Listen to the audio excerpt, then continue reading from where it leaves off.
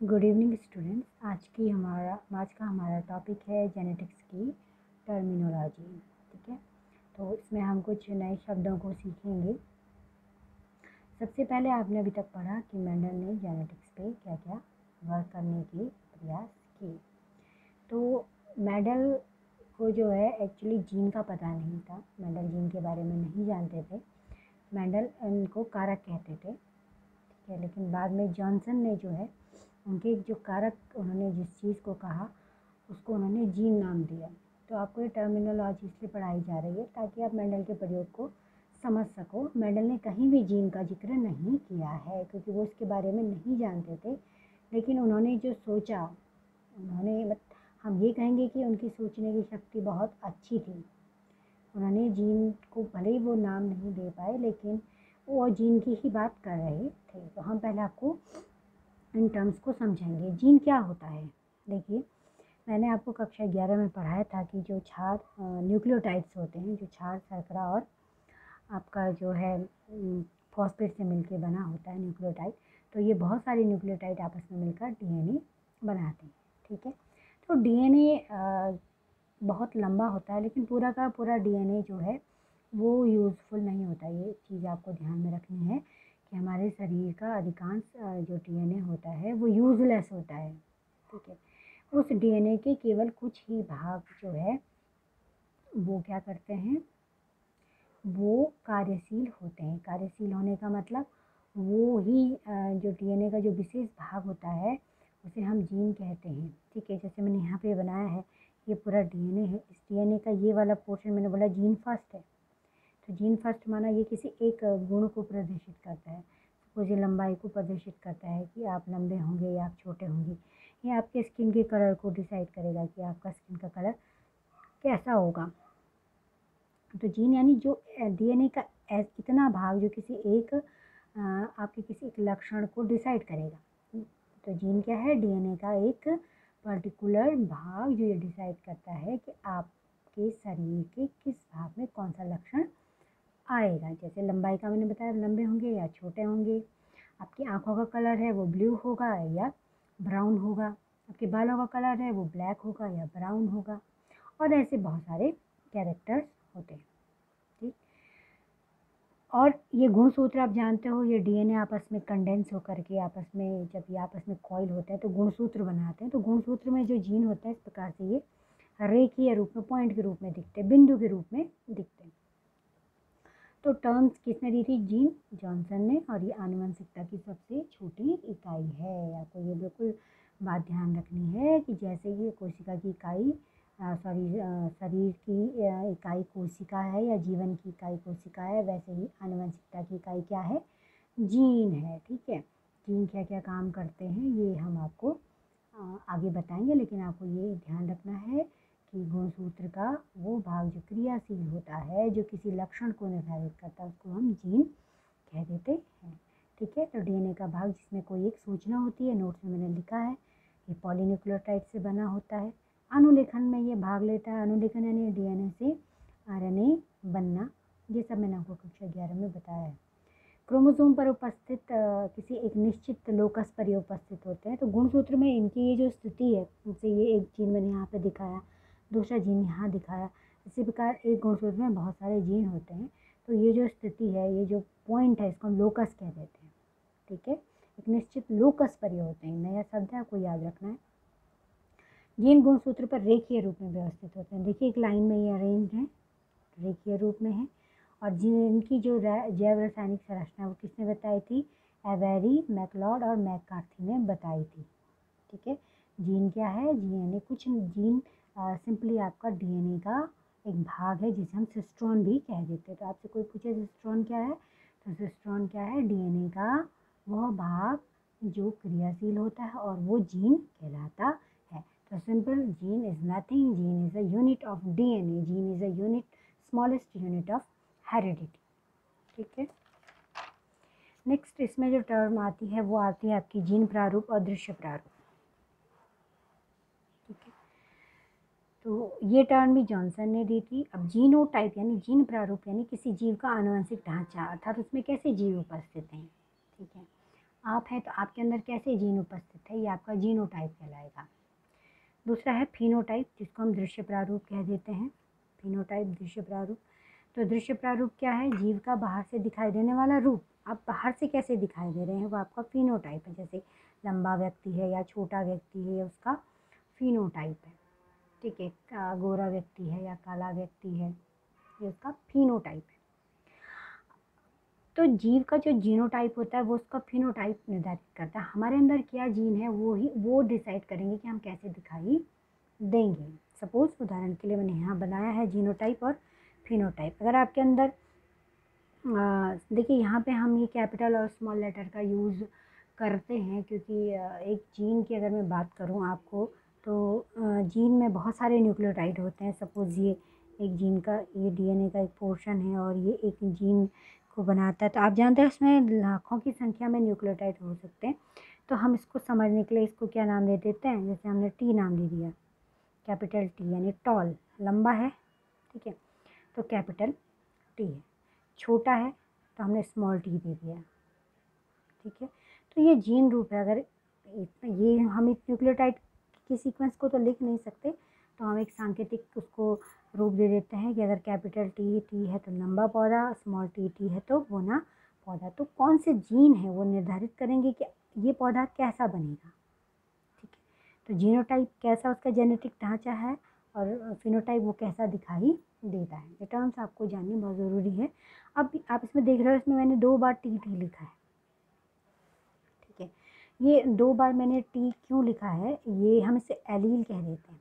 ठीक है, तो नेक्स्ट हम एलील पर ही जा रहे हैं। उससे पहले मैं आपको एक डायग्राम पर दिखाना चाहती हूँ। अब मैंने यहाँ पे ये गुणसूत्र के सेट बनाए हैं। आपने कक्षा 11 में भी देखे हैं कि गुणसूत्र जैसे हमारे में जो हैं 46 गुणसूत्र होते हैं।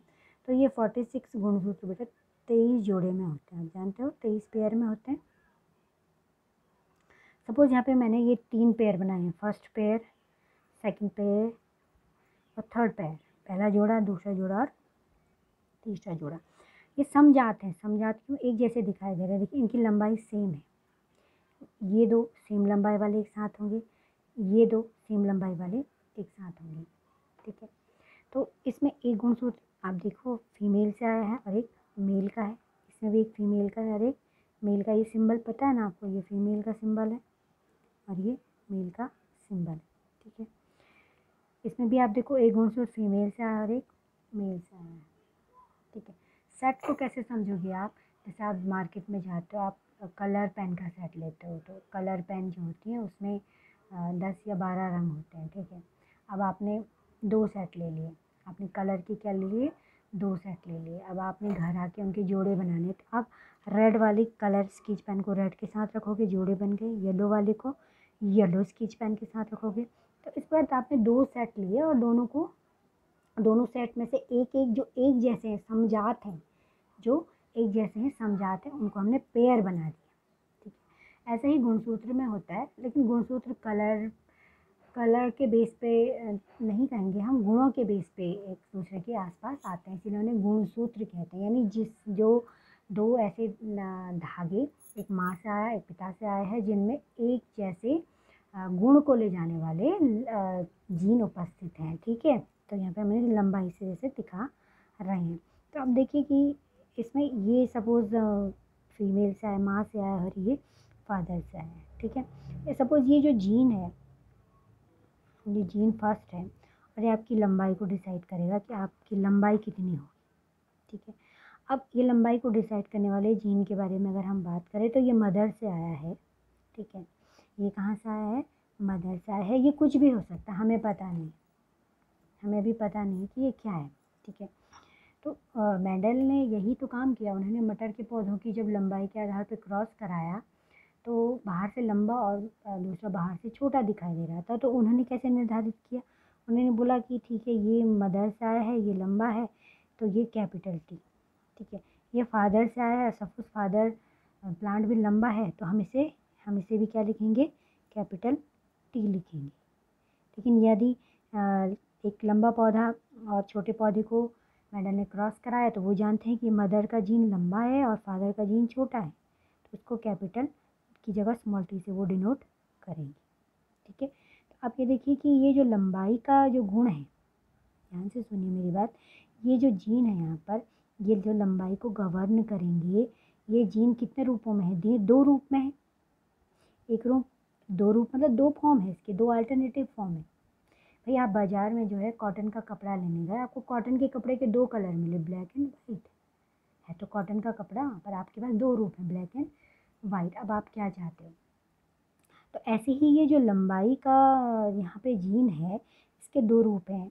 ये दोनों लंबे लंबे भी हो सकते हैं, ये दोनों छोटे छोटे भी हो सकते हैं, और ये एक लंबा और एक छोटा भी हो सकता है।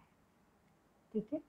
तो ये दो रूप क्यों है? क्योंकि हमेशा दो गुणसूत्र एक एक दूसरे के साथ जोड़े बनाते हैं। आपको ध्यान रखना है, ऐसा नहीं होता है कि हमारे पास 46 गुणसूत्र हैं तो ये 46 इस प्रकार से अलग अलग हों, ऐसा नहीं होता है, ऐसा नहीं है। ये जोड़े में होते हैं। अगर एक गुणसूत्र ये है तो दूसरा इसी के जैसे इसके आगे आ जाएगा। इसीलिए एक लक्षण के जो है, किसी भी एक लक्षण के, हम उसको जीन कहेंगे, किसी भी एक जीन के अल्टरनेटिव फॉर्म होते हैं, विकल्पी रूप होते हैं। तो मैंने लिखा है इसमें, एलील टर्म बैटसन ने दी थी। एलील क्या है? किसी भी जीन के दो रूप, विपर्यासी रूप मतलब अल्टरनेटिव रूप। अल्टरनेट मतलब विकल्प हमारे पास हैं।